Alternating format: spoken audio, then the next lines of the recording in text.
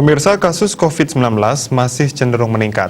Konsekuensinya, program pemulihan dunia usaha sedikit tertunda. Penyebabnya mobilitas yang selama ini diterapkan harus diturunkan intensitasnya.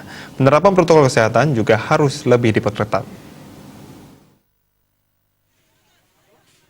Analis ekonomi Kantor Perwakilan Bank Indonesia BI Bali, M. Setiawan Santoso, yang juga menjabat Deputi Direktur Perwakilan BI Bali menerangkan, dunia usaha diperkirakan tidak akan terpuruk, melainkan hanya tertahan sedikit proses pemulihannya. Sementara itu, program pemulihan ekonomi nasional PEN yang diluncurkan pemerintah pusat sudah lengkap karena mencakup seluruh aspek terdampak COVID-19, yaitu aspek kesehatan, aspek ekonomi, dan aspek bansos, namun penyerapannya di daerah yang perlu dioptimalkan. Untuk itu diperlukan strategi mengoptimalkan PEN dari sisi dunia usaha. Caranya memanfaatkan fasilitas restrukturisasi kredit dan fasilitas KUR bagi UMKM terdampak COVID-19.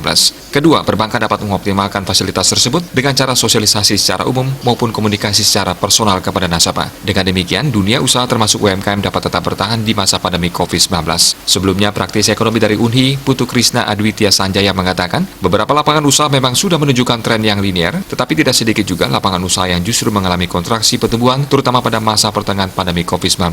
Ia menilai pemicu berikutnya adalah sedikit pergeseran dari pergerakan model kebijakan pada tataran implementasi yang belum terlihat simultan. Hal ini secara tidak langsung menyebabkan belum terangkatnya daya beli atau konsumsi masyarakat yang tercatat secara gradual bertengger di level 5,51%. Langkah yang harus dilakukan dalam mengatasi hal tersebut agar pelambatan ekonomi Indonesia tidak jauh terperosok adalah mempercepat maupun menyederhanakan prosedural pengeluaran penanganan dampak pandemi COVID-19 melalui program PEN untuk pelindungan sosial. Hal yang sama juga berlaku bagi insentif fiskal, relaksasi kredit, restrukturisasi modal bagi pelaku usaha, utamanya UMKM. Pelaku usaha perlu melakukan atau membuat bisnis plan maupun replan bisnis agar selalu mampu mengantisipasi dan beradaptasi terhadap perubahan atau resiko.